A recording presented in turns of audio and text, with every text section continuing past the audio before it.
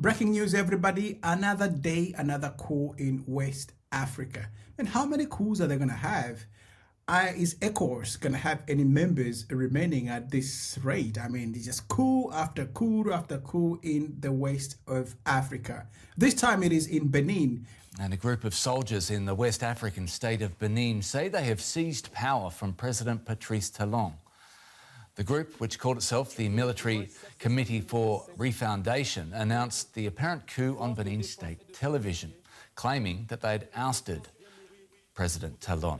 But his office is indicating now that the situation is under control. The military has announced that it has removed President Patrice Talon from power after gunfire and heavy security operations around his residence in the early hours of Sunday. Throughout the night, residents in Cotonou reported bursts of gunfire near Camp Guezo and around the presidential area as a group of soldiers moved against the government. The French embassy warned its citizens to stay indoors after shots were heard near the president's home. By morning, meaning today, Sunday morning, the country woke up to a shocking broadcast on state television, as we have seen this movie in all of these coups that have been happening in West Africa. A group of soldiers appeared on screen, introduced themselves as a military committee for refoundation. That's essentially the name of their junta, and announced that President Patrice Talon has been removed from the office. They declared that the constitution was suspended, all state institutions dissolved, and political party activities stopped until further notice. The officers there are led by a soldier called Lieutenant Colonel Pasco Tigri. He said the army was opening what they call a new era for Benin, promising fraternity, justice, and work for the population. Now, behind the spokesperson, several soldiers in uniform and helmets stood silently as the statement was read. Shortly after the announcement, the signal for state television and public radio was cut. No more TV. For many Beninese, the only information was the memory of that brief military address and the sound of gunfire early in the morning. Oh, yep, there is a coup. We think so. That's what the army said. No more radio, no TV. At the same time, members of the outgoing government have tried to push back against the coup narrative. So they are in a transition period. We'll get to that in a minute. Foreign Minister Olusegun Ajaj Bakari told international media that this was an attempted coup by a small group of soldiers and insisted that a large part of the army remains loyal to President Talon and is working to restore order.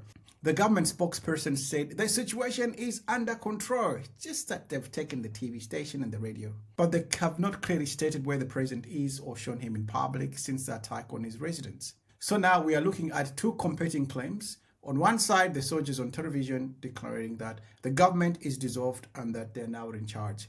On the other side, ministers and loyal officers insisting that the regular army is restoring control and that constitutional order still stands. So we're yet to see what is actually happening, but all reports indicate that the coup might be succeeding. Now, for ordinary people in Cotonou and Porto Novo, what matters right now is security and clarity. Many woke up trying to go to church or to work, only to find roads blocked, shots fired in some neighborhoods, and no clear information on who is really in charge in Benin at the moment. So now, back to that transitional government sort of thing. So Patrice Talon has led Benin since 2016 and was due to step down after the presidential election scheduled for April next year. His party's preferred candidate, former finance minister Raoul Wadagani, was seen as the frontrunner to replace him. The main opposition figure, Ronald Abgojo, has been prevented from running after the Electoral Commission said he did not have enough official sponsors. In other words, we do not want any opposition. Now, just weeks ago, lawmakers in Benin voted to extend the length of a single presidential term from 5 to 7 years while keeping the two-term limit. Was it the intention to keep the current president, Talon, longer? Well, I don't know. Supporters said this would give future presidents more time to implement their programs. Critics have argued that it was another sign of tightening political control and shrinking space for the opposition. All of that has now been overtaken by today's events, of course. The coup leaders are presenting themselves as reformers who want to refound the public and reconnect with the people, correct what they see as mismanagement and political manipulation. But the outgoing authorities argue that this is simply an illegal power grab that risks dragging Benin into the same cycle of coups already seen in Mali, Burkina Faso, Niger, and most recently Guinea-Bissau. At this hour, several questions remain open. Who controls the main military bases, airports, strategic sites? How much support does Lieutenant Colonel Pascal Tigri really have inside the armed forces? That's key. Because when you do a coup, you want the soldiers to buy in. You want to look around and everyone is following you. But if there is a huge majority of the soldiers are not following you, then you are in trouble. Now, what is the real situation of President Patrice Talon? But I was reading some news, and the military junta have reassured the public that President Patrice Talon is safe. But we don't know where he is. Now, regionally, ECOWAS, the African Union, and international partners are watching closely.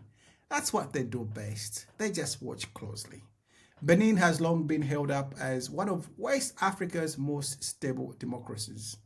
Now, a successful military takeover here would deepen what many already call the coup belt, stretching across the region. For Beninese citizens, the next hours and days will be crucial, whether the country slides into a full military transition, whether loyal forces reverse the coup, whether some sort of negotiation emerges between the rival camps. But it's crazy up there in West Africa. Would the same thing sort of start to spill over, like across, down south or something like that? It's crazy. It's crazy what's all these coups. Whoa. All these coups that are going on in West Africa. You wonder sometimes. Anyway, leave your comments below and I'll see you next time.